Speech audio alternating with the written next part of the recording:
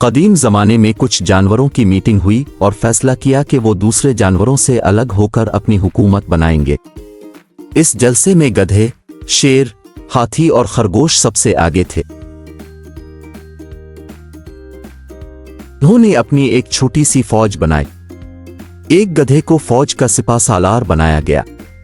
वो बहुत अक्लमंद समझा जाता था, इसलिए इसे हाथी या गैंडे की बजाय क़ियादत सौंपी गई। इस गधे की एक खास बात यह थी कि उसके सर पर कानों के ऊपर तेज सींग थे। जंगल के तमाम जानवर गधे के तेज सींगों से डरते थे। गधे ने शेर के लिए बहुत कुछ किया। वो भारी भरकम बोझ उठाकर अपने घर पहुंचाता था। शेर इससे बहुत खुश था, जिसकी वजह से वो तमाम जानवरों से डरता था। लेकिन इन जानवरों में ज़राफ़ा एक ऐसा था जो गधे की परवाह नहीं करता था। उसे अपनी लंबी उम्र पर बहुत फख्र था। जब गधे को जंगल की फौज का सिपा सालार बनाया गया तो ज़राफ़ा बहुत हैरान हुआ और इसे और भी हल्का करने लगा।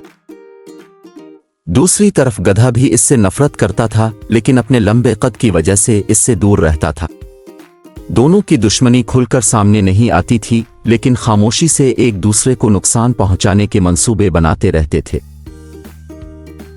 गधे की एक खुसूसियत यह थी कि वो दूसरे जानवरों से ज्यादा पढ़ा लिखा था। सुबह सवेरे जानवरों की परेड बनाने के बाद वो उन्हें पढ़ाने बैठ जाता।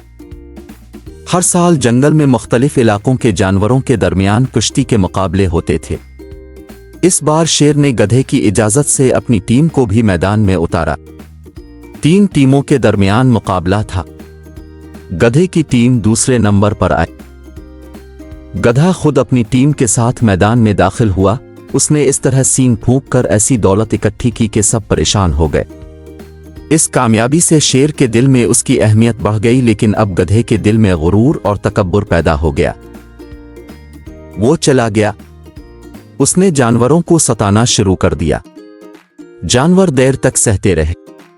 आखिरकार ज़राफ़ा अपनी तरफ से शिकायत लेकर शेर के पास पहुंचा। शेर ने गधे को समझाने की बहुत कोशिश की, लेकिन वो गुरूर के नशे में इतना गर्क था कि इसने बादशाह की बात तक ना सुनी। वो अपने सींग फूंकता रहा और जानवरों को जख्मी करता रहा। यही शिकायत ज़राफ़े के जरिए बादशाह तक पहुंची। एक दिन जंगल के तमाम जानवर इकट्ठे हो गए और खुद शेर के पास गए और उससे कहा कि अगर गधे को लगाम ना दी गई तो वो सब ये इलाका छोड़कर किसी और इलाके में अपना ठिकाना बना लेंगे। अब शेर को बहुत गुस्सा आया और उसने गधे को गिरफ्तार करने का हुक्म जारी कर दिया। गधे को पकड़कर शेर के सामने लाया गया। उसने हुक्म दिया कि गधे के सींग जड़ से काट दिए जाएं। फिर क्या हुआ? अपनी दुश्मनी जाहिर करने का मौका पाकर ज़राफ़े ने गधे को अपनी लंबी टांगों से पकड़ लिया, जबकि लोमड़ी और रीछ समेत तमाम जानवरों ने इस पर हमला करके इसके सींग निकाल लिए। गधा अजियत से बेहोश हो गया। जब इसे होश आया तो उसके सर से सींग गायब हो चुके थे, जिस पर उसे फख्र था और उसने तमाम जानवरों की जिंदगी अजीरन कर दी थी।